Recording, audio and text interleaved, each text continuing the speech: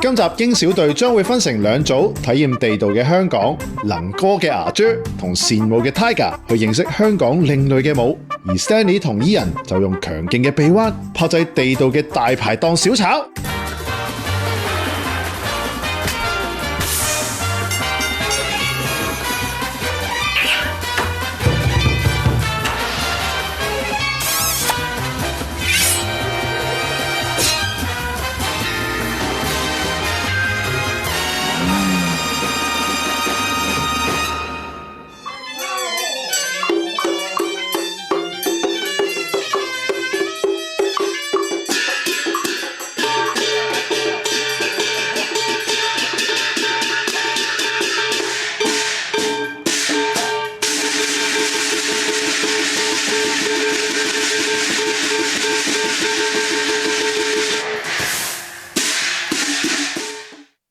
想問兩位嚟到呢度咧，感覺係點咧？感覺啊，嚟到呢度咧，其實就係一個道堂啦，跟住之後氣氛有少少沉重嘅，係啦，有少少緊張嘅，係因為我哋都比較陌生啦，對呢個地方係啊，所以都未知用一個咩嘅心情去應對佢。破地獄係香港一種獨特嘅道教喪禮儀式。今日帶你哋體驗嘅就係呢位00後嘅 Oscar。佢年紀輕輕就走上同其他人唔同嘅道路，跟隨上一代嘅腳步成為喃嘸師傅。佢嘅職責就係為先人跳最後一舞，進行破地獄儀式。交俾你啦 ，Oscar 師傅。師傅你好，你好，你好。咁你被譽為係呢個最年輕嘅喃嘸師啊？係。咁我想問下你本身點解會接觸呢個行業，同埋點解入行嘅？咁我本身其實我屋企3代都係做呢行嘅，即係我阿爺啦、我爸爸同埋我咁啊做呢行，我第3代。係。咁 Oscar， 我之前知道你有訪問啦，咁你喺訪問之後有冇啲特別嘅趣事發生咧？有嘅，個訪問出咗街之後，咁即係多咗人識自己啊。最搞笑嘅有陣時，直頭喺個靈堂入邊，跟住佢哋啲子孫啊、啲老豆阿媽啊，全部喺度喺個壇前面同我排隊影相。咁我又應唔應承你哋好咧？咁你哋自己嘅你哋 OK，咁我咪冇所謂咯。大家對破地獄呢樣嘢多咗興趣，咁你自然多咗人識，咁先可以傳承落去噶嘛。嗱，Oscar 師傅真係唔得，一講到破地獄咧，我一定要問到底嗰幾塊瓦片到底係咩嚟？即係喺呢個儀式係代表緊啲乜嘢？其實有9塊啦，咁啊每一塊上邊我哋都會有金銀剪出嚟嘅鬼頭。9個方位，咁啊將每一個方位嘅鬼差啦，逐一打破，咁啊9個亡者出嚟，咁一路同佢嘅靈魂一路走啦，咁啊到最尾我哋揸火劍車身，就係代表將側邊嘅嗰啲鬼啊全部打走，咁啊到最尾啦噴水跳火，就係代表同個先人脫離苦海。我今日教你哋啲最基本入門嘅嘢咯。好啊，嗱咁我而家教你哋破地獄。第一步要學啲咩？就係打油扣，用啲金銀啦，咁樣攤開，打成一個好似撻咁樣嘅形狀嘅，即係扭佢。係啦，咁啊倒啲油喺入邊，噴水跳火嗰下，就係用個油扣嚟產生出嚟嘅。最經典嗰下。係啦，多數咧我一份咧就會用22張。22張。係啦，咁呢個份量就會啱啱好咯。嚇！好似啱啱好喎，呢度22張，你好強喎，係你攞俾我嘅，你一攞練到，係已經係22張咯，咁上下啊嘛，因為我哋，OK，嗱而家擺喺手心先，擺喺手心，係啦，撳著佢，哇係，咁我覺得其實係成個過程都係深刻同埋難嘅。我哋對住攞咁樣位啦，接一下。嗱，你一路要順住落去，其實佢個原理係小籠包咁樣嘅咋。我係整咗一個小蛋撻咁樣嘅玩法咯，好似。嗱呢個象樣啊，係細啲啫，象樣。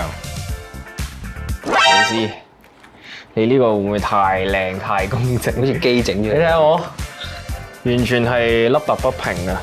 本身望落係一啲手板眼見功夫啦，以為好簡單，其實原來要接一個圓形好靚嘅一個油扣出嚟都唔係咁容易咯。打得規則嘅，煲得好嘅啲油，咁你撞落去嘅時候咧，個火會勁好多嘅。嗱呢個都有啲眉毛啦，家第一步你哋就叫合格啦，俾你哋過關啦。跟住落嚟做嘅就你哋應該都好熟學嘅。係啊，我對你哋都有信心嘅。係咩？就係我哋試下玩音樂。玩音樂。 So far 應該樂器自己對自己嚟講應該唔算陌生啦，同埋唔算難嘅一樣嘢嘅。今日我就教你哋吹笛子。你個幻想就係個唇掂住呢度，灌落去，掂住，係啦，有少少類似，係啦，聽到少少風，得唔得？淨係聽到一個漏氣嘅聲啦。係啦，漏氣係證明啲嗱灌唔到入去啦。好啊嗱，嗱有啲眉毛啦，係啦有啲眉毛啦，佢嘴型啊，你嘴型爭啲，好輕嘅啫啲氣。我呢個係咪最難嘅盡量收細支笛嚟㗎？盡量收細，我完全一粒音都冇。收細啲。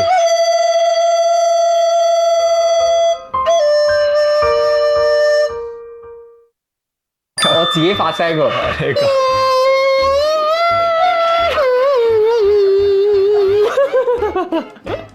每燒抽筋啊條腰。你試下吹我呢支睇下吹唔吹得響？好啊，我懷疑我呢支難啲嘅。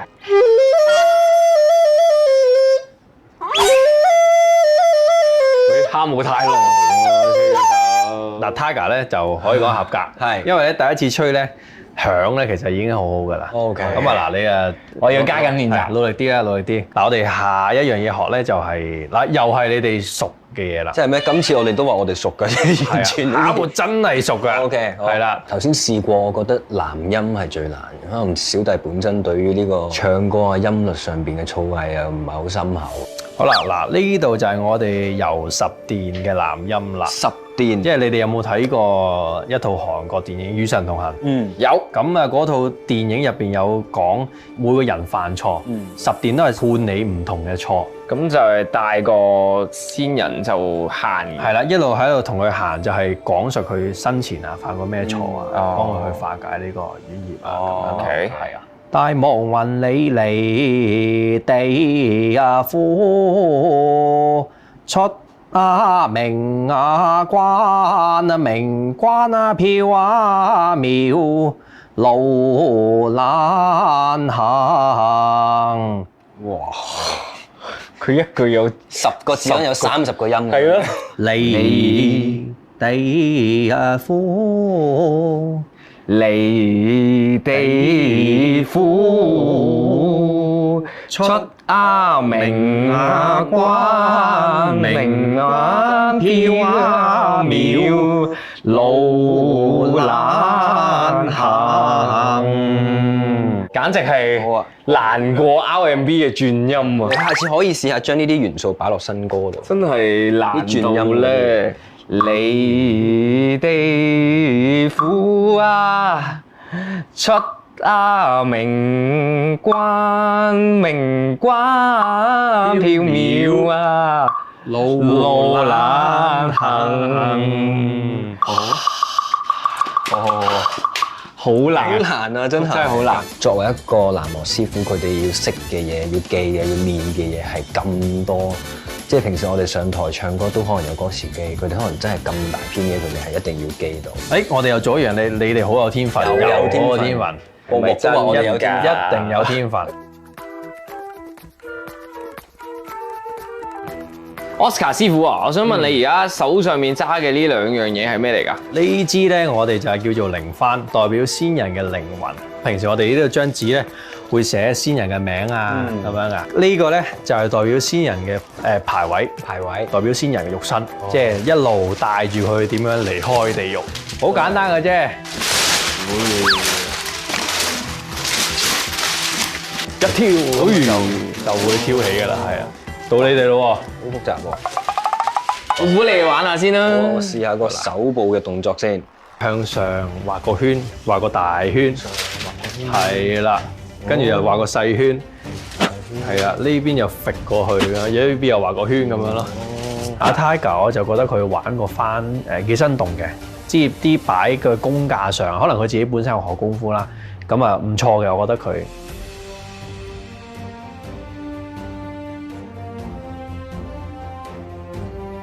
捧住佢，晾住喺個膊頭度，係啦，按住呢個膊頭度，係啦，輕輕得噶啦，係啦，隻腳揈出可以去，係啦，你又可以配合嘅，支翻喺度嘅時候，一收一揈，係啦，褪後兩步，踏前一步一個圈，係啦。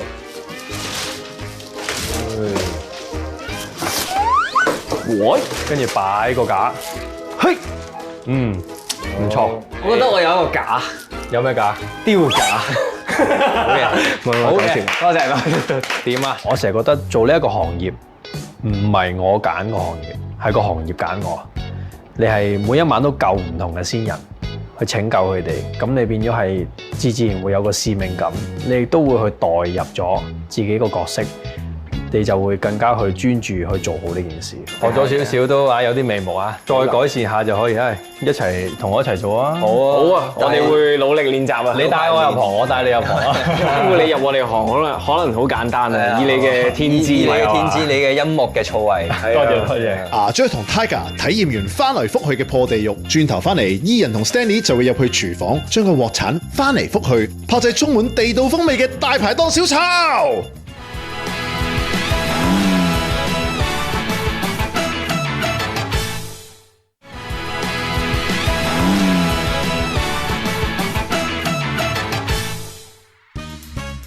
提到香港嘅獨特飲食文化，絕對不得不提大排檔。不過隨住城市發展，政府已經唔再發牌，往後路邊嘅大排檔將會買少見少，有餐廳就將大排檔嘅美食搬到室內繼續保存。想考下你一啲關於大排檔知識嘅，咁就想問下你哋知唔知打爛係咩意思？打爛，換一個炒蜆，雞蛋生雞蛋，炒係啱，炒係啱嘅，炒魚，咩叫炒魚？炒雞蛋，炒飯，就咁炒飯。係啦，就咁炒飯。炒咁大家知唔知點解叫大排檔？哦，因為好耐以前咧，就其實唔係淨係一間嘅，係一個 area，然後好多唔同間就一齊排埋一齊嘅檔口，係啦，咁加埋好大就叫大排檔。冇錯，啲人講得咁流暢係因為知道我唔係有撞下啫，大家都係估下。其實大排檔源於20-30年代，香港政府發出咗一啲特別嘅牌照，俾戰後傷亡人士同家屬可以喺公眾地方經營小型熟食檔，等佢哋可以維持生計。因為佢哋嘅牌照比一般嘅流動小販嘅大，就被俗稱為大排檔啦。一場嚟到，Ian同 Stanley 梗係要親身感受大排檔嘅鑊氣啦。跟呢度嘅主廚葉師傅學下試啦。葉師傅，我想問下，我哋要整啲咩鑊氣小菜咧？依家唔係鑊氣小菜，教你炒個餅黃炒麵。餅黃炒麵。係啦，材料咧又有鮮魷魚啦，有洋葱啦，有葱一切嘅絲啦，有薑絲啦，有芽菜啦。咁當然一定唔少得有個麵啦，加埋你哋煮，一陣你炒俾我哋試嘅喎。哇，咁啊，好啊，試下啦。我諗喺屋企唔好講話炒麵啦，我諗炒蛋嘅經驗都唔係好多啦。好簡單嘅啫，首先咧嗱，將個魷魚落鑊，落咗6熟佢。好勁啊！佢火，好勁到，哇！犀利啊！彈得好勁喎！好驚啊！怕㗎咧，你越怕啲油彈咧，你越容易彈到手㗎。首先佢一開火嗰下，我就已經覺得自己做唔到㗎啦，因為個火實在太勁，我有啲嚇親佢一開火啊！我話料非常簡單，但係煮落係有火因為到佢慢慢炒熱咗咧，加啲水啊，落2滴水。咁我哋自己教咗個秘製㗎，豉油王，豉油王汁，係睇佢個色均勻就 O K 啊。一定要炒均勻。嗱，開始落埋，乾身，呢下就要搶翻起佢啦。哇，好香啊！咁啲葱落去，咁啊上條咯。我諗我應該做唔到啊！唔會係嘛？好容易，好簡單。我開個火已經有啲驚。比較擔心係控制個火嘅，因為個火係真係好猛好勁嘅。咁同埋可能驚有陣時落油嗰啲次序啊，一個唔小心錯咗就弊啦咁樣。可以開大啲火，開大啲火。係啦。好，有架聲啊，咁啊有聲啦嘛。好，跟住滾咗就落啲油啦。唔好留住，唔好留住，未等佢滾啦。水滾。係啦，好好啦，可以落。熄火，落油，喂，抽佢2下。喂，師傅話唔好驚佢，越驚佢就越爆噶啦。夠唔夠火啊，師傅？再可以大啲嘅。好，掉呢面落去啦，係啦，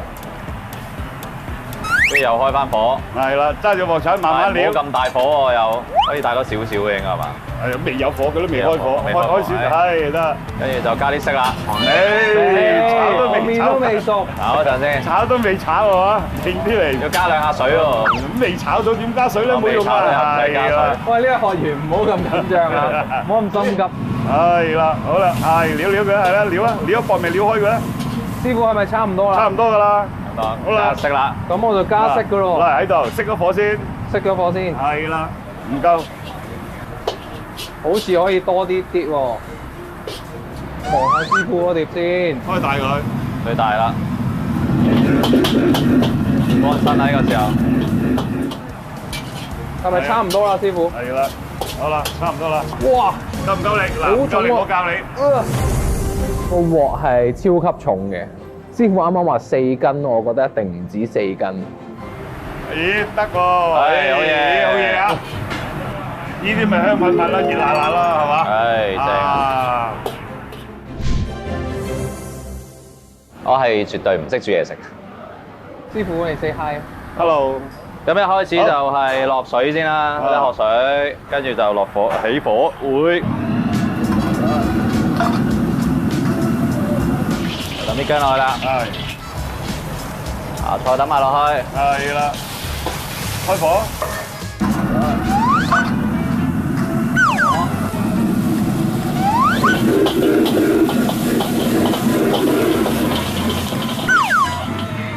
我已經係跌晒落嚟啦，好性感啊！我呢個廚師，等我深色少少先，我中意食濃味啲嘅。哦，跟住炒勻佢。 OK， 最後工序，大鑊茶飯炒，要炒到底喎，你唔炒到底會燶㗎喎。係啊，炒勻佢，撈勻佢得㗎啦。撈勻佢。我聞到都嗰啲燶冇刮燶地嘅，真係。 OK，嗰啲冇刮落去啦。黑色，黑色咗。炒嘅過程最難就係要控制個火候啦。咁呢個都係葉師傅喺側邊好努力咁樣幫我控制啦。咁但係最不幸後尾都有少少燶燶地嘅。啊，燶嗰啲又冇刮落去啦。加幾個油俾你啊！辛苦你啊，師傅！我隻手而家好攰啊，好勁啊！我覺得你。你哋都好啊，炒得幾好啊！試下你炒好唔好啊，好啊，試下伊人嗰個先。大膽啲都得嘅喎，師傅。見唔見到師傅避開晒啲鮮油？可以，多謝。可以可以已經係好高 OK 評價嚟㗎。我呢個比較和氣，我知你中意食重口味嘅師傅。有少少黑黑地色。師傅啱啱最尾嗰度，哎呀，最尾個窿嘅俾食咗入去。我呢個係冇落過葱嘅，因為我自己本人唔係太中意食，咁係咪就唔落其實係可以啊？啱啱師傅都話可以根據個人口味咁樣但係咧炒。落咗咧就得更加香。哦，我覺得我捉到師傅嘅口味咯，佢中意濃味咯。一定要揀一個啊！係啊，呢個我知點解濃味啲係咪？落多可以咁講啊啲，落啲秘製嘅醬汁入去。有葱嘅香味，哦，冇葱嘅香味，就係呢度分別。就係呢個分別。哦，你咪冇落葱嘅。係。你可唔可以誠實回答？究竟你係唔記得咗，定係真係唔落？我係冇諗過落葱啊，因為我自己喺我嘅廚房世界入邊係冇呢啲嘢嘅咁樣。辛苦晒兩位一日大廚，而家可以坐低品嚐大排檔美食啦。等呢度嘅經理德哥介紹幾味特色正嘢俾你哋啦。好嘢，好香啊！呢個就係我哋飯館嘅狗仔鴨煲。誒，而家加啲咩落咧？玫瑰老酒，玫瑰老酒咁我哋會灒玫少少玫瑰露落去先。鴨肉咧係有個騷味嘅，咁我哋要灒啲玫瑰露酒落去咧，就會辟咗啲鴨嘅騷味。德哥，我想問點解會叫狗仔鴨咧？其實好簡單嘅，因為狗肉咧係唔食得嘅，係犯法嘅。咁所以我哋就諗到啊，不如我哋用鴨肉去代咗狗肉啦。咁所以狗仔鴨煲就係咁樣嘅由來啦。嚟到即係依間餐廳啦，而家就好靚啦。咁其實你都經歷過以前係真係可能半半露天嘅大排檔形式。經歷咗咁多年嘅時代變遷，你覺得成件事有啲咩發展得唔同咗啊？或者顧客嘅口味會有啲咩唔同啊？咁樣？我細細個嗰陣時，即係環境唔好啦，可能去嗰啲食嘢嘅環境其實都係唔係比較差，即係好多人啊，好多唔同嘅階層嘅人都會去大排檔食啲嘢。咁食啲嘢其實都係好普通嘅嘢嚟嘅，其實好有家嘅感覺。成家人出去食飯好開心，好多嘢講。環境又雖然唔係話太好，但係好熱鬧嘅。熱鬧係啦，咁我哋而家所以做咗好多呢啲大排檔嘅菜式，就係譬如啲碗仔翅啦，我哋一家大細又會去食下呢啲碗仔翅。咁而家我哋好多嘅餐館啦，個環境其實都已經比以前係改良咗好多啦。但係好多時候就失去咗我哋以前嗰啲餸菜嗰啲菜式，可能而家用好多名貴嘅嘢去做啊。咁但係我哋又失咗真喎，食唔到以前嗰啲味道喎。所以我而家就要想帶一個信息，就話我哋而家喺一個好好嘅環境，就可以食翻以前嘅味道。以前大排檔咧，對我感覺咧，好多時都係會，即係成班 friend，即係譬如可能大學嘅時間啊，即係大家可能慶功啊，或者大家去做完一樣嘢，去大家一齊好熱鬧咁樣去食一餐飯嘅時候，就好多時都可能會大排。好啦，呢度咧少一樣嘢，係就係啤酒。哦，因為大排檔一定係要飲啤酒嘅。我記得以前細個同屋企人食大排檔嘅時候，係會有專門賣啤酒嘅部門嘅，係佢會過嚟。即係而家譬如我哋可能出去餐廳食飯啊咁樣嗰啲係我哋就咁嗌嘅啫嘛。但係以前係會專門有人負責呢個啤酒。大排檔呢3個字對我嚟講係好熱鬧嘅感覺，即係真係成班人一齊，可能直情可能隔離嗰一圍無啦啦又唱生日歌啊，跟住就一齊唱啊，感染晒成個人啊。咁但係我覺得呢個就係某程度上一個時代嘅進步。就可能會導致到可能某一啲本身好屬於香港嘅產品，就可能就會慢慢消失咗咁啦。都係，同埋的確係可能大家而家叫做我哋年代唔同咗啦，大家可能追求嘅嘢又唔同咗。而家可能大家會覺得真係我要一個好舒服、好靜嘅環境去食嘅。咁其實都係一個時代嘅進步嚟嘅。咁所以我就覺得係一個新同舊嘅一個融合。